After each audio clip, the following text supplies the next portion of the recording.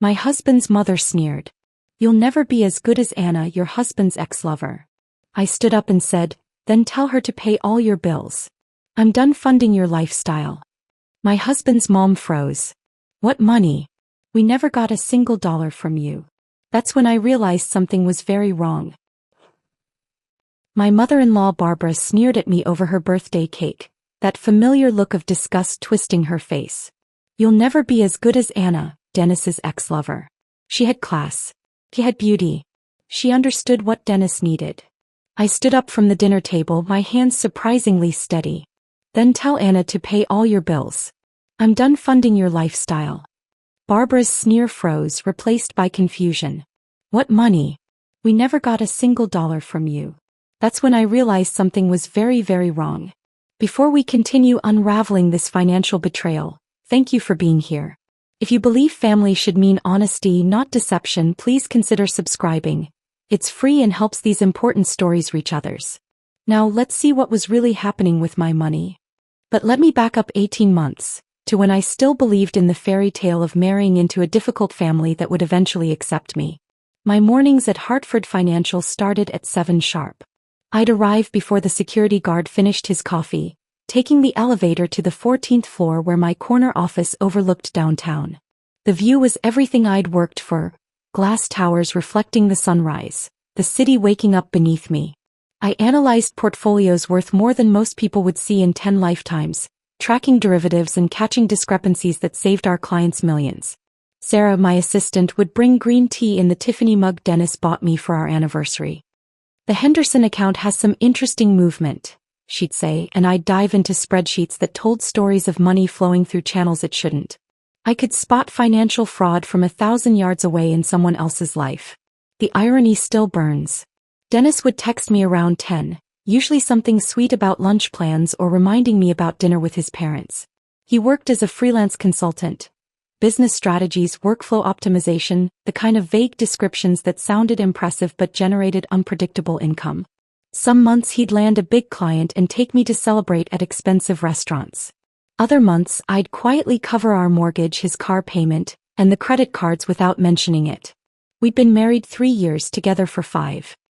He was charming in that way that made you feel like the only person in the room, with dark eyes that crinkled when he laughed and hands that always found mine in crowds.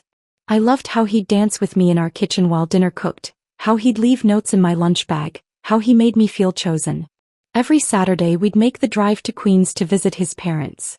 40 minutes of holding hands while listening to whatever podcast he was obsessed with that week. But the moment we pulled into their building's parking lot, something would shift. His hand would slip from mine, his shoulders would tense, and by the time we climbed the 3 flights to their rent-controlled apartment, he'd transformed into someone else's son. Robert, his father, would answer the door with genuine warmth. Janet, you look beautiful as always. He'd take the wine I brought, always the same $15 Merlot that Barbara never drank but I kept bringing anyway.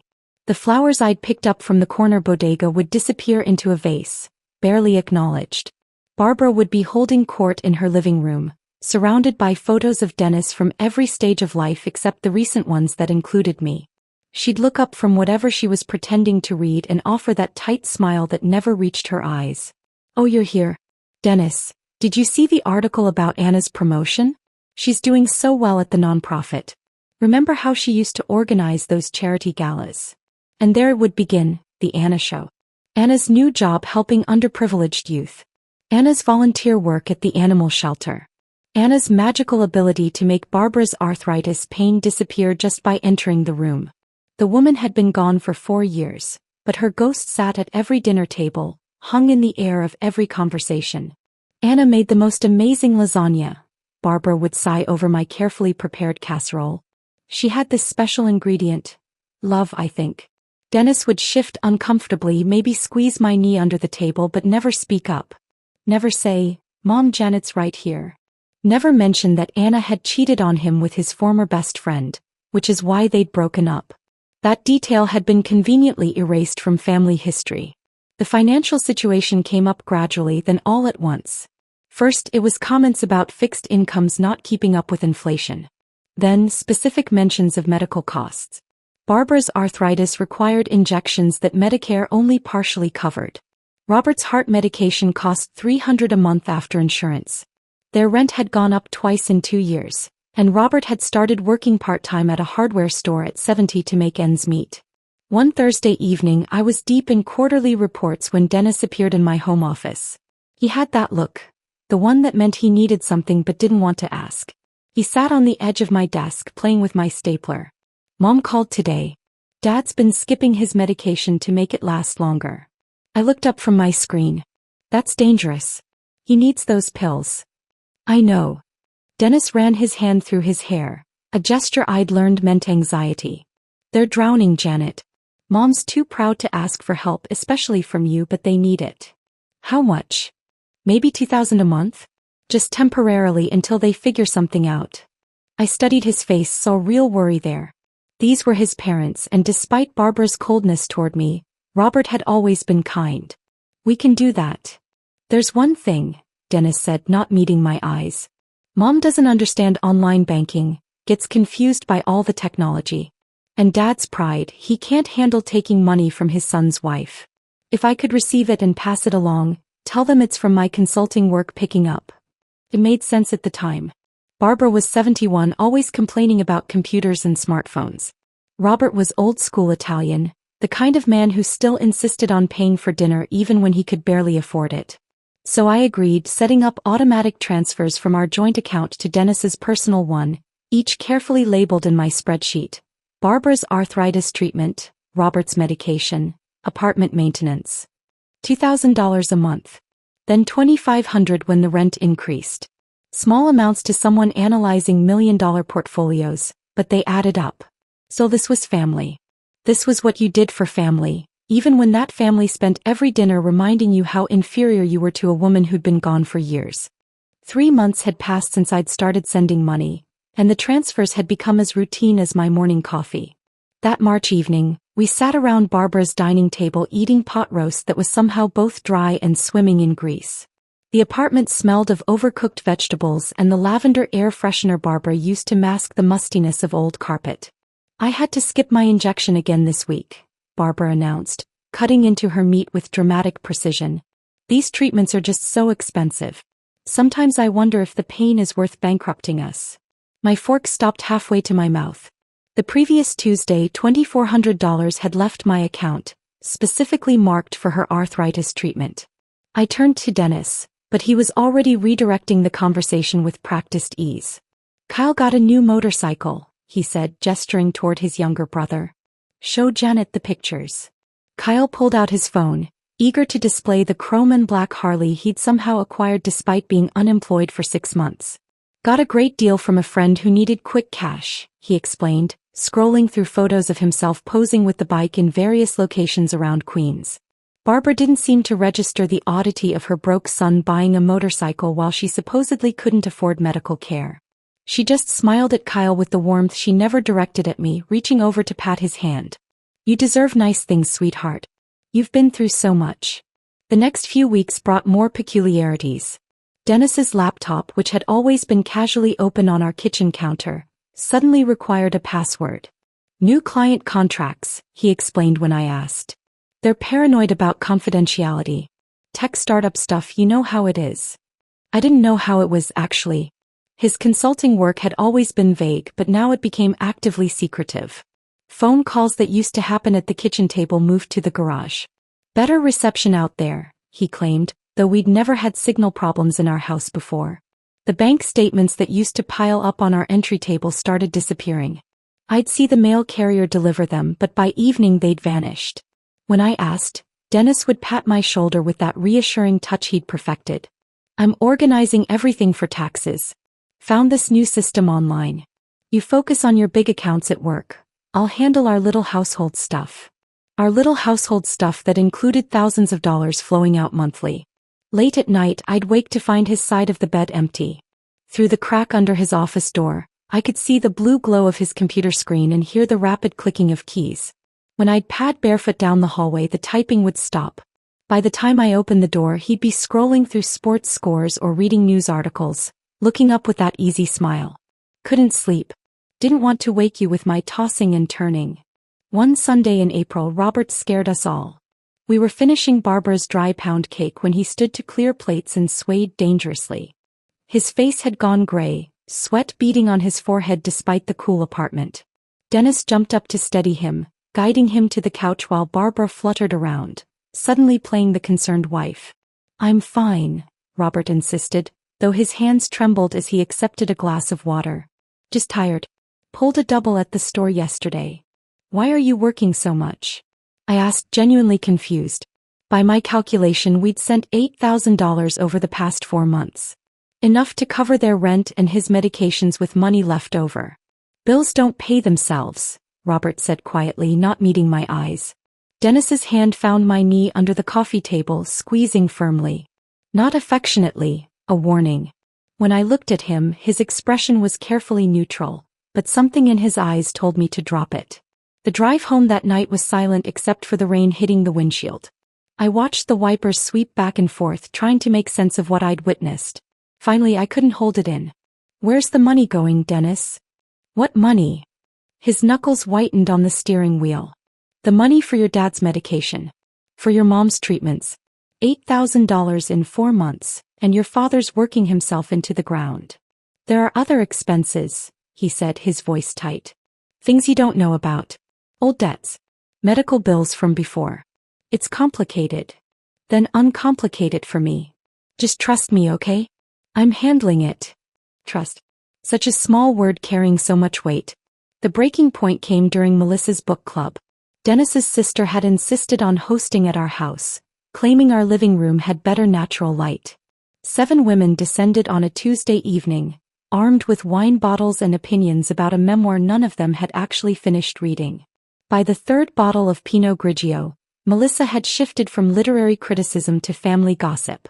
Her voice carried into the kitchen where I was refilling the cheese platter. "Dennis has been so good to Anna lately," she gushed to her friend Carol. "You know she's been struggling since her boutique went under. But family helps family, right? Even exes. It's what makes the Whitmores special." My hand stilled on the brie knife. Carol made appropriate sympathetic noises. "How long were they together again?" 6 years. Can you believe it? Everyone thought they'd get married. Barbara still has the wedding magazines she collected for them. But timing, you know? Anna needed to find herself and Dennis needed to, well, he found Janet. The way she said my name like I was a consolation prize Dennis had settled for. I walked back into the living room carrying the cheese plate, my face carefully arranged in hostess neutrality. "Anna's having a hard time?" I asked casually, setting the plate on the coffee table. Melissa's eyes widened, suddenly realizing I'd been listening. The wine had made her careless. "Oh, just normal stuff. Starting over is hard." Dennis mentioned. I heard somewhere that she's doing better now." Dennis mentioned? "No. Maybe. I don't really remember where I heard it." She was backpedaling frantically now, shooting looks at the other women for help. "Probably Facebook. You know how news travels." That night, I lay in bed listening to Dennis breathe beside me. His sleep was peaceful, untroubled. His arm draped over my waist the way it had every night for 3 years. The same arm that held me during scary movies, that pulled me close in crowded places, that made me feel safe and chosen. But Melissa's words echoed in my mind. Family helps family, even exes. Dennis has been so good to Anna.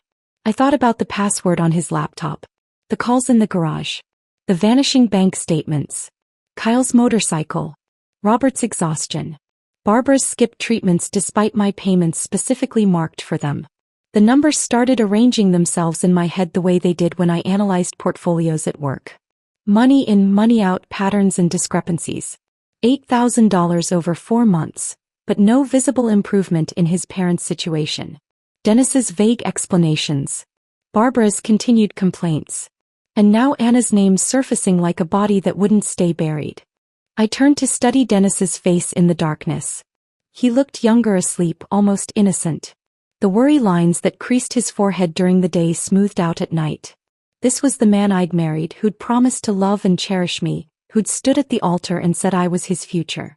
But futures, I was learning, could be built on very shaky foundations. Sleep became impossible after Melissa's wine-fueled revelation about Anna. I spent the rest of that week moving through my days like a ghost, analyzing portfolios at work while my mind churned through possibilities. Dennis noticed nothing, still kissing me goodbye each morning, still texting me heart emojis at lunch, still curling around me at night like everything was normal. Thursday morning, he left for what he called an early client meeting. I watched from our bedroom window as his car disappeared around the corner, then stood there for another 5 minutes to make sure he wouldn't circle back for something forgotten. The house felt different when I was alone with my suspicions. Every corner seemed to hold secrets, every drawer might contain evidence. His laptop sat on his desk in the home office, closed but not locked away. Dennis had grown comfortable in his deception, careless with his tools. I opened it and faced the password screen, my fingers hovering over the keys. Our anniversary date, nothing. His birthday, nothing. I tried variations of our street address, his mother's maiden name, even Barbara 1952 in desperation. Then, almost as a bitter joke, I typed, Anna 2020. The screen unlocked. My chest tightened as his desktop appeared, cluttered with folders and files I'd never seen. His email was already open in a browser tab, logged in and waiting. The most recent thread was from Barbara, sent just 3 hours ago. Janet seems suspicious at dinner. Keep her calm until my birthday. After that, we can reassess the arrangement. My hands trembled as I scrolled through their correspondence. Dozens of emails dating back 18 months, creating a timeline of deception. Barbara coaching Dennis on what to say when asking for money. Tell her it's for my arthritis. She won't question medical needs. Kyle joking about his investment portfolio, funded by his brother's brilliant long-term strategy. But the document that stopped my heart was a Google spreadsheet titled, Operation Keep Anna Afloat. The columns were meticulously organized. Date, amount received from J, actual distribution, cover story told. My name appeared like a punchline throughout. J believed medication story. J didn't question roof repair. J too busy with work to notice. I photographed the screen with my phone, then remembered Dennis could check browser history. No, I needed to be smarter. I forwarded everything to my private email account, the one I used for online shopping that Dennis didn't know about. 23 emails, 14 attachments, one devastating spreadsheet that detailed exactly how my money had been divided. Of the $42,000 I'd sent over 18 months, only $15,000 had actually gone to Barbara and Robert. The spreadsheet showed it clearly. Occasional payments for legitimate expenses, just enough to maintain the cover story. Anna had received $12,000, marked as Boutique Recovery Fund, and temporary support during transition. Kyle's $8,000 was labeled Investment Opportunities, with notes about cryptocurrency losses and sports betting debts. The remaining $7,000 was marked Administrative Costs, Dennis's fee for managing the con. I sat back in his chair, my professional pride wounded almost as much as my heart. I caught fraud for a living. I'd saved clients millions by spotting discrepancies others missed. Yet in my own home, I'd been blind to a conspiracy that involved my husband's entire family. The shower was still running upstairs. Dennis took long showers, one of those habits I'd once found endearing. 20 minutes minimum, sometimes 30 if he was thinking through problems. I had time to dig deeper. His sent folder revealed messages to Anna. Not love letters, something worse. Business-like updates on her financial support. This month's payment will be delayed. Janet's getting suspicious, need to be careful. And Anna's replies, grateful and oblivious. Thank Dennis. Tell your trust fund manager I appreciate the help during this tough time. Trust fund manager. They'd told Anna the money came from Dennis's fictional trust fund. I printed everything, the printer whirring like my racing thoughts. Bank statements from our joint account showing every transfer. Screenshots of the Google Doc. The email threads.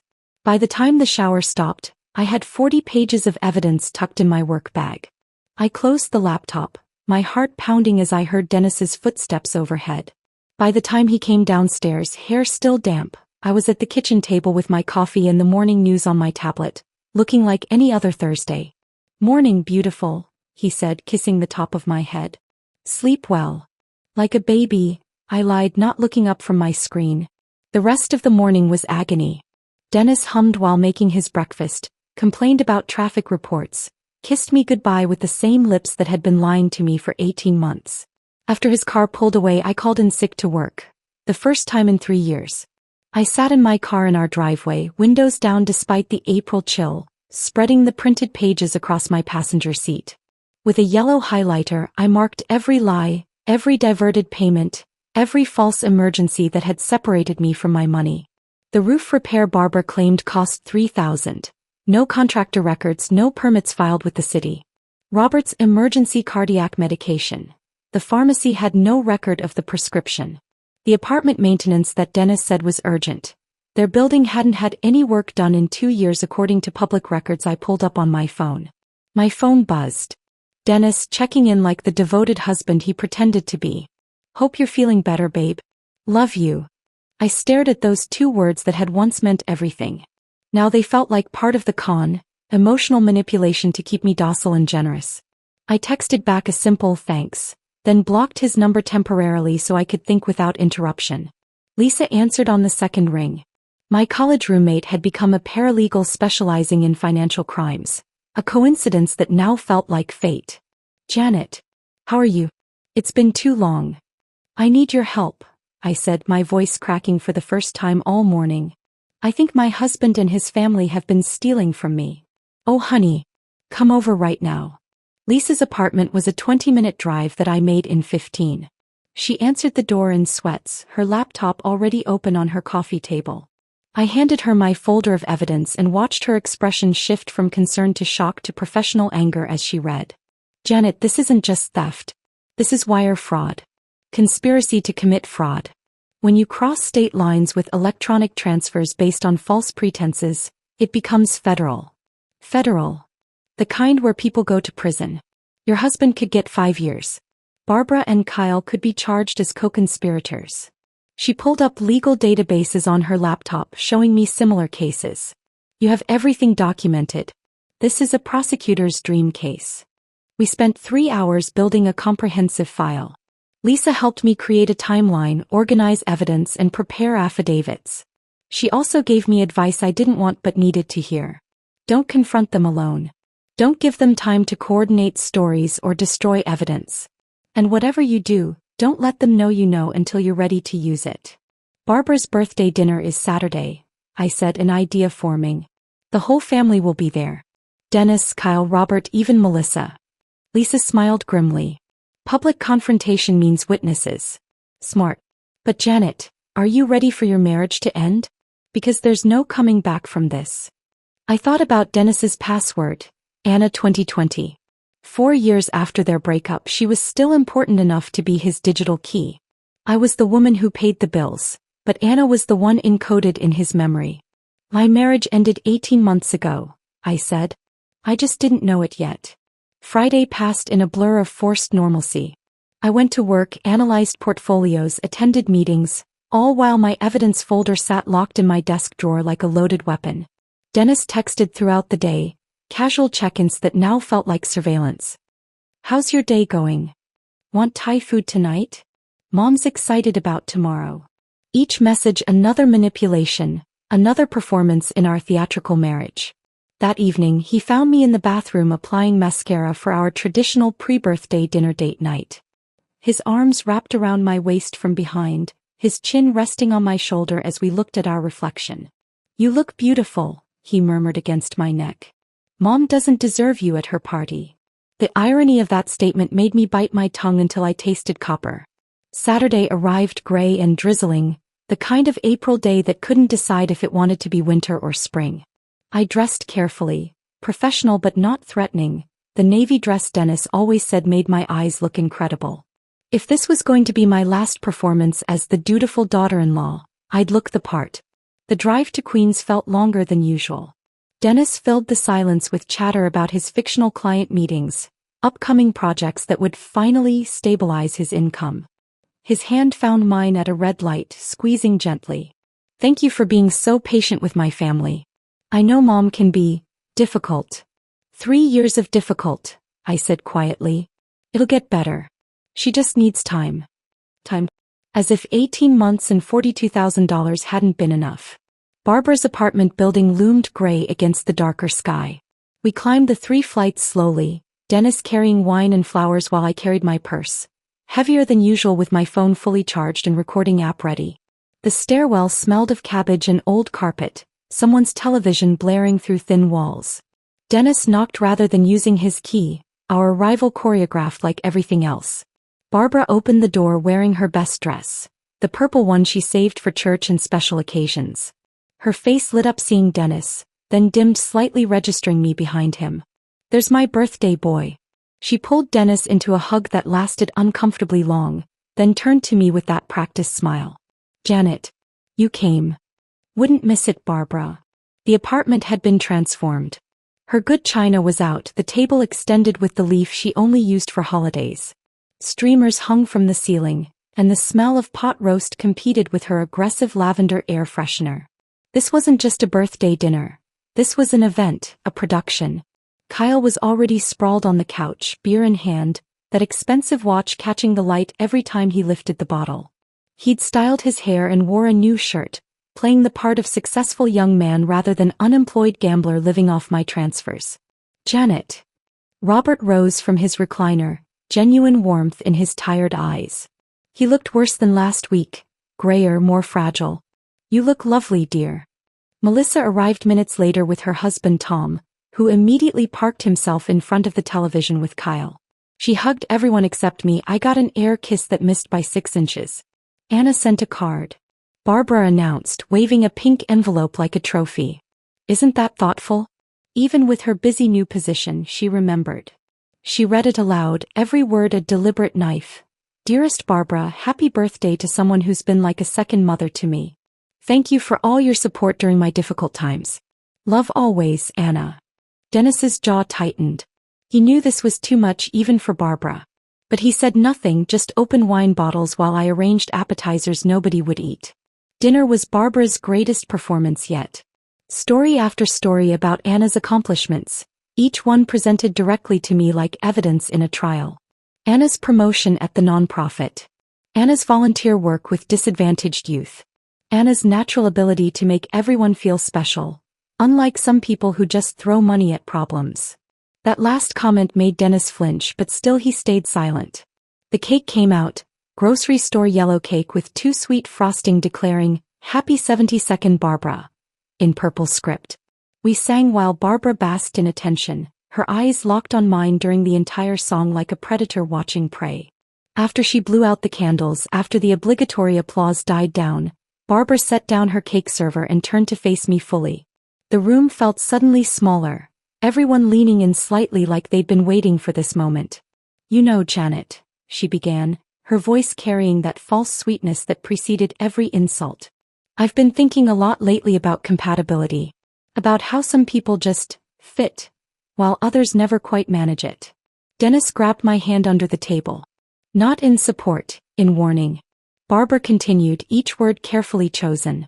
Anna understood Dennis in a way that was special. They had this connection, this natural rhythm. She knew what he needed without being told. She made him better just by existing. "Mom," Dennis said quietly, but she raised her hand to silence him. "I'm just being honest. Janet deserves honesty, doesn't she?" Barbara's smile was razor sharp. "You try, dear, we can all see you try. But you'll never be as good as Anna. You'll never measure up to what she and Dennis had. Some things just can't be forced." The room held its breath.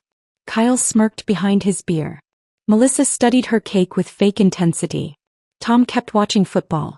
Robert stared into his coffee like it held escape routes. And Dennis sat there, my hand in his, and said absolutely nothing. That's when I heard my own voice, steady and clear. "Then tell Anna to pay all your bills. I'm done funding your lifestyle."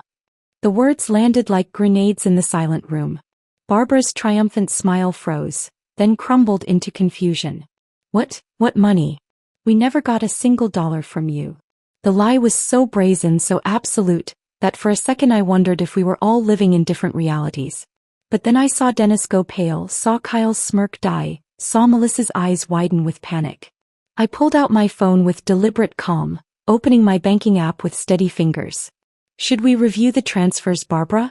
Or would you prefer to maintain this fiction that you've never received money from me?" "I don't know what you're talking about," Barbara stammered, but her voice had lost its edge. "January 2023, I began, my voice carrying the same professional tone I used presenting to clients. $2,400 for Barbara's arthritis treatment. February 2023, $2,300 for apartment repairs. March 2023, $2,500 for Robert's medication. Each month fell into the silence like stones into water. April, May, June.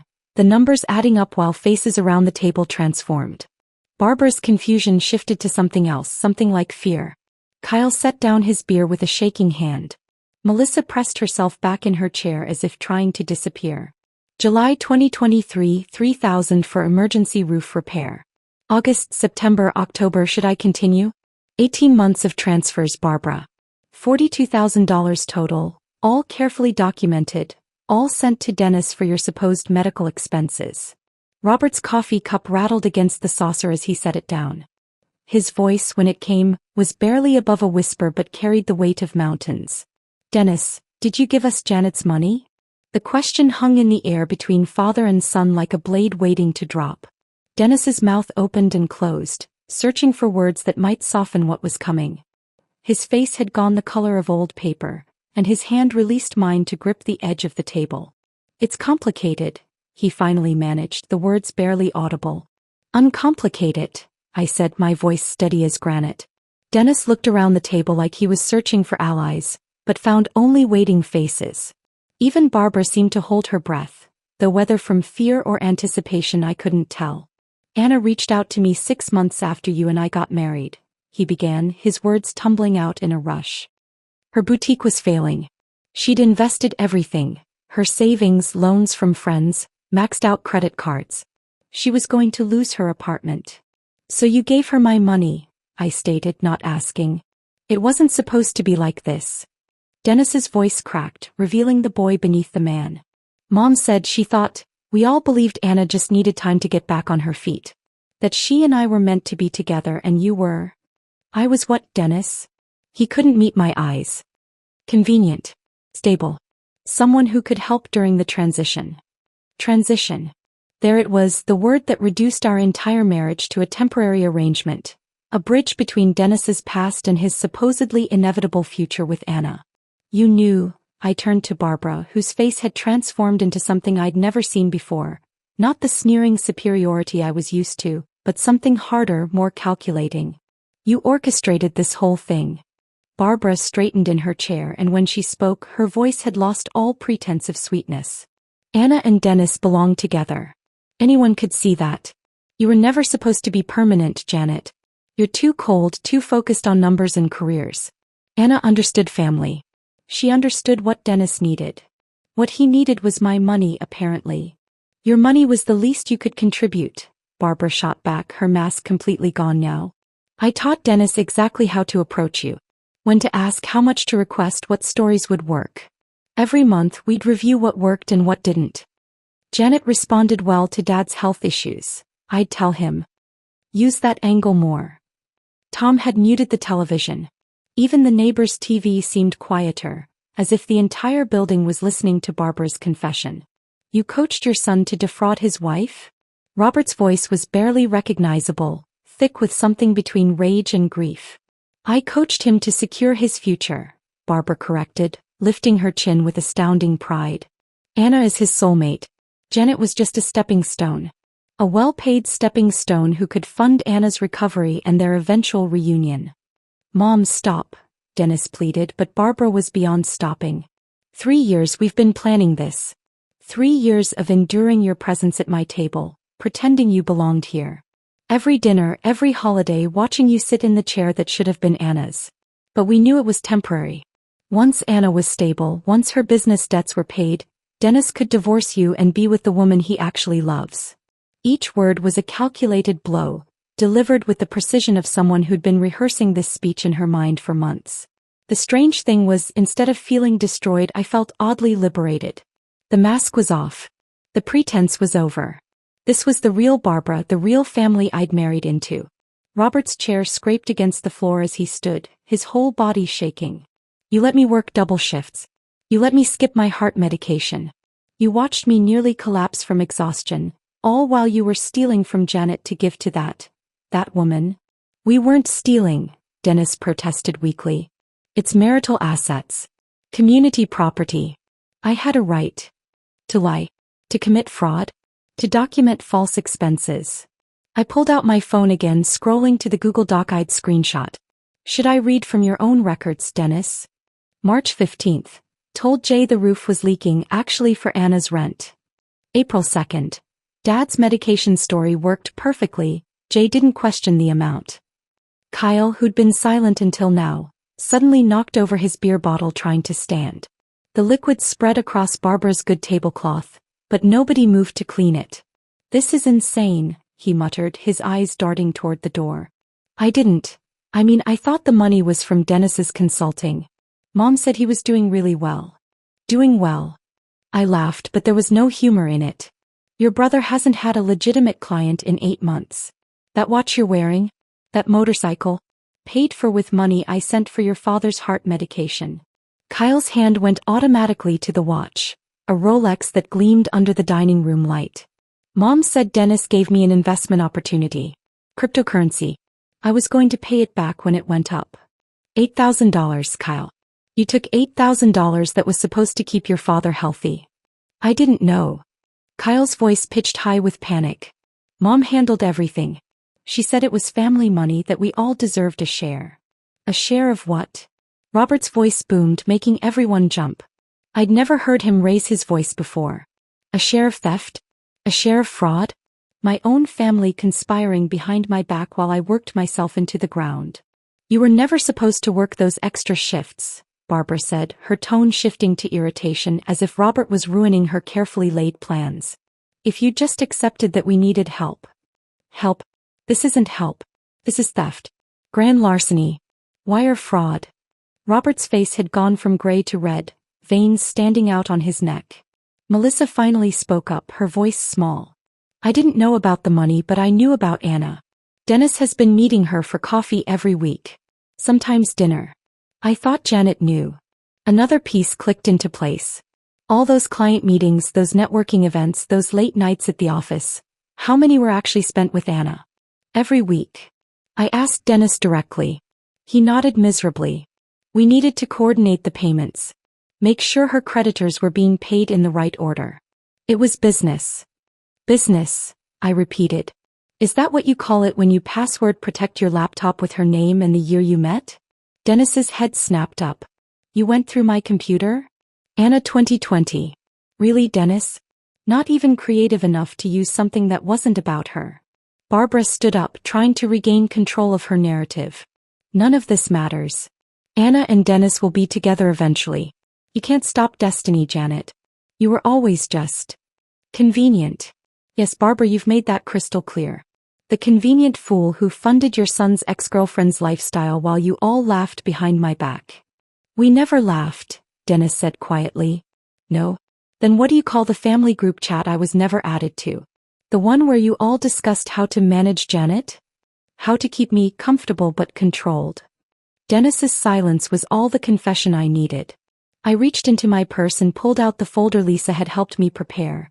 Thick with evidence, tabbed with colored sticky notes, professional as any case file I'd present at Hartford Financial. You want to know what this is? I set it on Barbara's birthday cake, right in the frosting. This is 18 months of wire fraud, documented and verified. Barbara reached for the folder, but I placed my hand on top of it. Not yet. First, you're going to listen. I opened to the first tab, holding up the printed emails for everyone to see. Email from Barbara to Dennis, February 12th. Tell Janet the roof is leaking. She won't verify with the landlord. Email from Dennis to Kyle, March 3rd. Mom says you need $8,000. Janet thinks it's for Dad's medication, so act accordingly if she asks. You had no right to read private emails, Barbara started, but her voice had lost its power. Actually, I had every right to read emails discussing how to steal my money. I flipped to the next section. Bank statements showing every transfer, $42,000 total. Each one annotated with what I was told versus where the money actually went. My attorney, yes, Barbara, I have an attorney, calls this documentary evidence of conspiracy to commit wire fraud. Attorney. Dennis's voice cracked. Lisa Brennan, specializing in financial crimes. She's reviewed everything.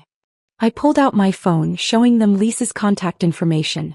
She's waiting for my call. One word from me and this becomes a federal investigation. The room had gone so quiet I could hear the refrigerator humming in the kitchen, the neighbor's television playing a game show through the walls, someone's footsteps in the apartment above. Federal. Kyle whispered, his face draining of color.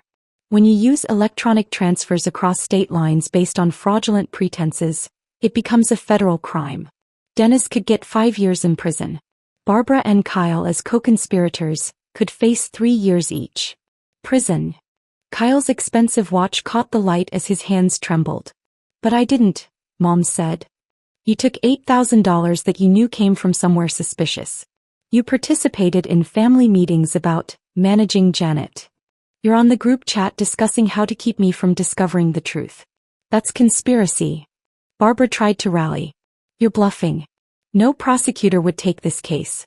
We're family. We're family, I corrected. And prosecutors love cases with this much documentation. But here's the part you're really going to hate, Barbara. I paused, savoring the moment before delivering the blow I'd been saving. Anna knows everything. The silence that followed was beautiful. Barbara's mouth fell open. Dennis's head snapped up. Even Robert, who'd been staring at the table in silent rage, looked at me in surprise. That's impossible, Barbara said, but uncertainty colored her voice. 2 days ago I contacted Anna. Sent her screenshots of the Google Doc, the emails, everything showing where Dennis's mysterious trust fund money actually came from. Would you like to hear her response? I pulled up the email on my phone, reading Anna's words aloud. Janet, I'm absolutely horrified. Dennis told me the money came from a family trust his grandmother left him. I had no idea it was coming from you. I'm willing to return what I can and testify about what Dennis told me. No woman deserves to be treated this way. She's lying, Dennis said desperately. Anna wouldn't. Anna has more integrity than this entire family combined. She's already sent me records of every payment she received, thinking it was from your fictional trust fund. She's prepared to sign an affidavit confirming you lied to both of us. Barbara sank back into her chair, the purple dress that had seemed so regal now making her look like a deflated party balloon. The queen of manipulation, realizing her chosen princess had switched sides. But the best part?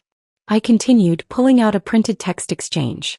Anna sent me screenshots of Dennis's texts to her. Don't worry about paying me back, my trust fund is huge. Grandma wanted me to help people I care about. Janet doesn't know about the trust, she might feel weird about me having family money. I looked directly at Dennis. You lied to everyone. To me about where the money was going. To Anna about where it came from. To your parents about... Actually, I'm not sure you told your parents any truth at all. Tom had abandoned all pretense of watching TV, staring at the unfolding disaster with his mouth open. Melissa was crying silently, mascara running down her cheeks. Robert's hands were clenched into fists on the table, his knuckles white. So here's what's going to happen, I said, pulling out the documents Lisa had prepared. Option 1. Dennis signs this post-nuptial agreement acknowledging the $42,000 debt. Barbara and Robert sign these affidavits confirming they never received the money I sent for their expenses. Kyle documents every cent he took and agrees to a repayment plan. Everyone cooperates and this stays a civil matter. Option 2. Barbara asked, though she clearly didn't want to know. Option 2 is I call Lisa right now. She contacts the FBI tomorrow morning. They freeze your accounts, investigate your finances, and you explain to federal agents how you orchestrated 18 months of wire fraud. I spread 3 documents on the table, pushing aside birthday cake plates and Barbara's anniversary china. Post-nuptial agreement for Dennis. Affidavits for Barbara and Robert. Financial disclosure for Kyle. This is extortion, Barbara said weakly. This is consequence, I corrected. Something none of you have faced before. Dennis reached for the pen with a shaking hand. If I sign this, what happens? We divorce. You repay the money from your retirement fund and future earnings. You stay out of prison. You get to keep your professional reputation, what's left of it. And if I don't sign? Then you explain to the FBI, your employer, and every future romantic partner why you have a federal fraud conviction. Dennis signed his name, each letter looking like it physically hurt him to write. His signature, which I'd once found so elegant on our marriage certificate, now looked like the scrawl of a defeated man. Barbara took the pen next, her hand trembling so badly she could barely hold it. I never thought. No, you never thought I'd find out. You never thought the convenient fool with the paycheck would figure out your scheme. She signed, tears finally breaking through her composure. Not tears of remorse. Barbara wasn't capable of that. Tears of rage that her perfect plan had failed. Kyle signed quickly, eager to make this nightmare end. His Rolex caught the light one last time as he pushed the document back to me. Robert was the last to sign, and when he looked up at me, his eyes were red-rimmed. Janet, I'm sorry. I didn't know. I know you didn't, Robert. You're the only innocent person at this table. I gathered the signed documents, placing them carefully back in my folder. The evidence of their conspiracy now joined by their written confessions. I stood, picking up my purse, feeling lighter than I had in 18 months. Wait, Barbara said, trying one last manipulation. Family doesn't do this to family. I turned at the doorway, looking back at the wreckage of Barbara's birthday dinner. The cake with evidence folders crushing its frosting. The signed confessions among the china. The family that had conspired against me now turning on each other with accusations and blame. Family doesn't steal from family either, I said. Happy birthday, Barbara. I walked down those 3 flights of stairs and out into the April drizzle, leaving behind the wreckage of Barbara's birthday dinner. My phone started buzzing before I even reached my car. Dennis calling, texting, the family group chat I'd never been part of suddenly desperate to include me. I turned the phone off completely and sat in my car, rain pattering against the windshield, feeling something between exhaustion and exhilaration. The drive home was surreal. The same route I'd taken with Dennis just hours earlier, but now I was alone, my marriage effectively over, my evidence folder on the passenger seat like a silent witness to what had just happened. I stopped at a red light and caught my reflection in the rearview mirror. My makeup was still perfect, not a tear shed. Strong or numb, I couldn't tell. Lisa was waiting at my house when I arrived, sitting on my porch with a bottle of wine and 2 glasses. I figured you'd need this, she said, standing to hug me. How did it go? They all signed. I held up the folder. Every last one of them. We sat in my kitchen, soon to be only my kitchen, while I recounted every detail. Lisa took notes, already planning the next legal steps. File for divorce Monday morning, she advised. Strike while they're still scared. Dennis showed up at midnight, using his key one last time. I was still awake, expecting this. He found me in the living room with Lisa, who'd stayed for protection and witness purposes. Janet, please, we need to talk, he begged, his face puffy from crying. Talk to my attorney, Lisa said coolly. And leave your tea on the table. This is my house too. Not after Monday, I said. You signed a post-nuptial agreement acknowledging debt and fraud. No judge will let you stay here.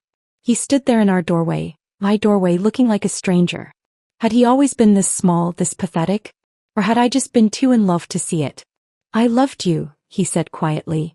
You loved my paycheck, I corrected. There's a difference.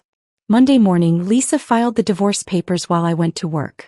Sarah, my assistant, took one look at my face and brought me extra strong tea without asking questions. By noon, the news had somehow spread through the office. Not the details, just that I was divorcing Dennis. My boss, Margaret, called me into her office. I heard about your situation, she said carefully. Do you need time off? No, I need to work. I need normal. She studied me for a moment.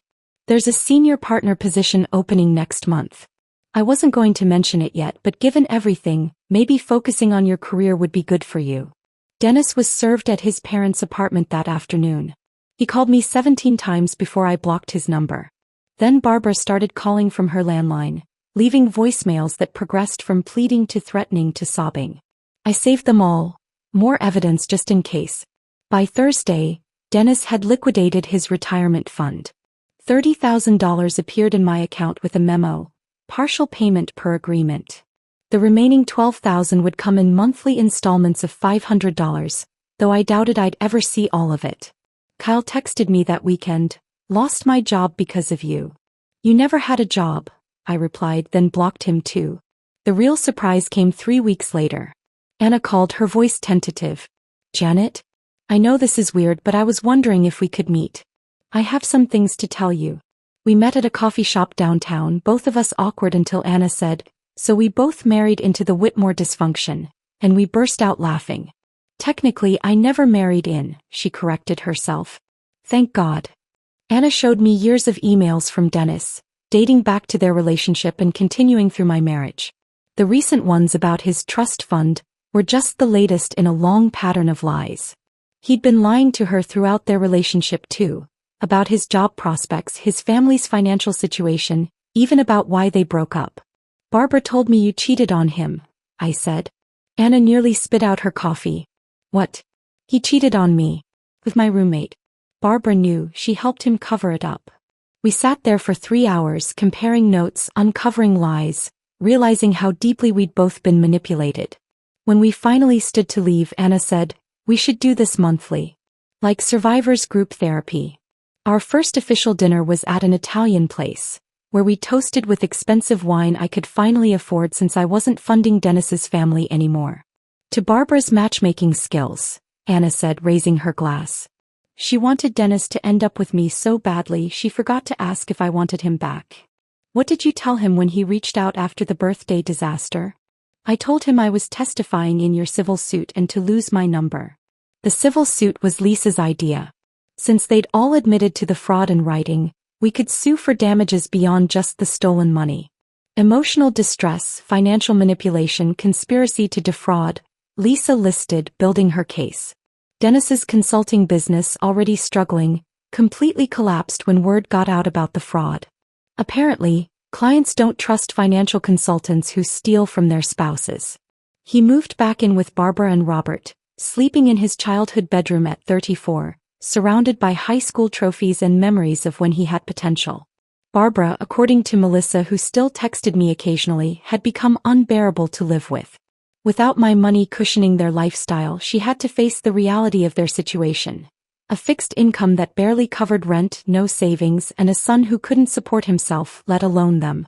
Robert was the only one who showed genuine remorse. 2 months after the birthday disaster, he sent me a letter. Handwritten, formal, the way his generation communicated important things. Dear Janet, it read. I've spent weeks trying to find the right words. There aren't any. What my family did to you is unforgivable. You deserved better from all of us, especially from me. I should have protected you. Instead, I benefited from their crimes while remaining willfully ignorant. I'm deeply sorry. I helped Robert apply for Medicare assistance programs, sending him information about prescription coverage he qualified for but didn't know existed. He never asked, I just did it. Not for Dennis or Barbara, but for Robert, who'd been as much a victim as I had been. His Christmas card arrived in December, just a simple store-bought card with one line written inside, you deserved better from all of us. No request for forgiveness, no manipulation, just acknowledgement. I kept Robert's Christmas card on my refrigerator with a magnet shaped like a sunflower. The only reminder I allowed myself of the Whitmore family. January arrived with snow and silence, the kind of peace that comes after surviving a hurricane. My new routine was simple. Work, therapy, and learning to be alone without feeling lonely. Dr. Morrison's office became my Wednesday sanctuary. She was a small woman with silver hair who never rushed our sessions, even when I spent 20 minutes sobbing over how I'd missed such obvious signs. You weren't blind, Janet. You were trusting. There's a difference, she said during our 3rd month together. Your instinct to help family in need wasn't wrong. Their exploitation of that instinct was. We unpacked everything. My need to be the perfect wife, the way I'd rationalized every red flag as a cultural difference or temporary situation. I analyze million-dollar portfolios, I told her one afternoon. I catch fraud for a living. How did I miss this in my own home? Because you weren't looking for it there. We don't audit the people we love. The anger came in waves. Some days I'd be fine, focused on work and moving forward. Then I'd see a couple holding hands at a coffee shop, and rage would surge through me so hot I'd have to leave. The humiliation was worse, knowing that for 18 months, an entire family had been laughing at my expense, calling me convenient, planning my replacement while spending my money. The grief is real too, Dr. Morrison reminded me. You lost the family you thought you had, the marriage you believed in, the future you'd planned. Let yourself mourn. February brought news through the grapevine. Melissa still texted occasionally, unable to resist sharing family drama. Barbara's arthritis had flared severely. Without consistent treatment, she could barely open jars, struggled with stairs. The bitter part of me felt vindicated. The human part remembered that I would have gladly paid for her medication if they'd just been honest. Kyle had found work at an Amazon warehouse, night shifts that paid $15 an hour. He'd sold the motorcycle, pawned the watch, moved into a studio apartment that Melissa described as depressing. His restitution payments arrived monthly, $200 that probably meant he was living on ramen and hope. Dennis tried dating according to Melissa. 3 first dates that never led to second ones. He doesn't understand why women ghost him after they Google him, she wrote. Mom keeps telling him it's their loss. The wire fraud documentation I'd filed with the divorce had become public record. Any woman with basic internet skills could find it within minutes. Dennis Whitmore, financial consultant who defrauded his wife. Not exactly dating profile material. March marked 6 months since the birthday confrontation. Anna and I had our regular dinner at a Thai restaurant, our friendship evolving from shared trauma to genuine connection. She'd started dating someone new, a teacher who knew her whole story and didn't care. He actually thanked Dennis, she laughed. Said if Dennis hadn't been such a disaster we'd never have met. That night Anna suggested something that changed everything. We should help other women. How many are out there right now funding their husband's secrets, thinking they're crazy for being suspicious? We started small. A Facebook group called Receipt Keepers for women who suspected financial abuse in their relationships. Within a week we had 50 members. Within a month 300.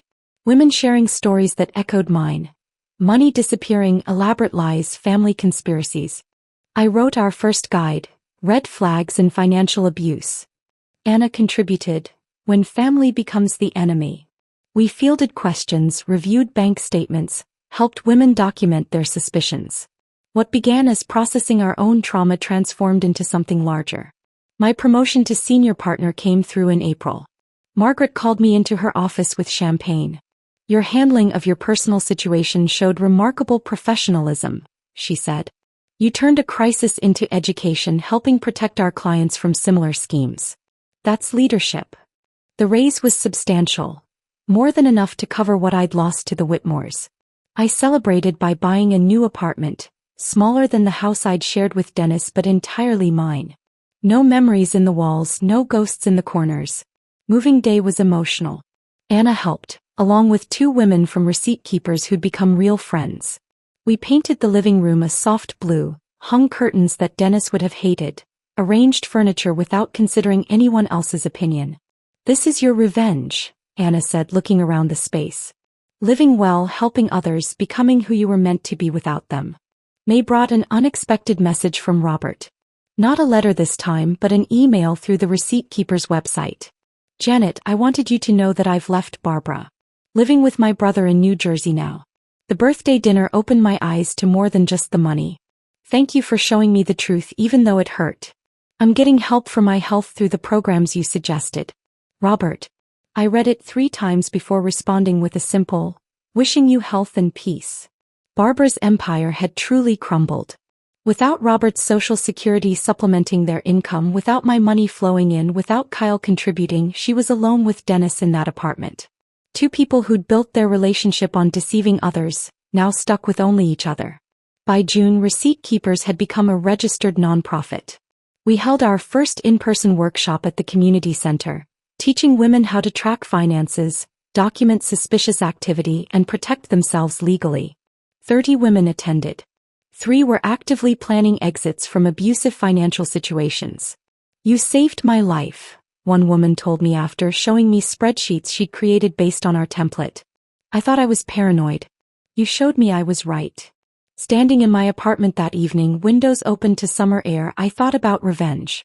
It wasn't the dramatic confrontation at Barbara's birthday, though that had felt satisfying. It wasn't the legal documents or the recovered money. It wasn't even watching their lives fall apart without my financial support. Real revenge was this: transforming pain into purpose. Building a life they couldn't touch. Helping other women avoid my mistakes. Creating a chosen family of survivors who understood that documentation beats gaslighting every time. Barbara had been so wrong about one thing in particular. She'd said I was too cold, too focused on numbers and careers. But those very qualities, the analytical mind, the attention to detail, the insistence on documentation, had saved me. and now they were saving others. My phone buzzed with a receipt keeper's notification. Another woman joining, another story shared, another person learning that suspicious feelings usually mean something and receipts never lie. I thought about Dennis, probably sitting in that apartment listening to Barbara complain about her arthritis. About Kyle heading to another warehouse shift. About the family that had united to deceive me, now fractured beyond repair. Then I closed the notification and made dinner in my kitchen in my apartment in my new life. Barbara was right about one thing. I'd never be as good as Anna. I was better. I was free. If this story of financial revenge had you on the edge of your seat, hit that like button right now.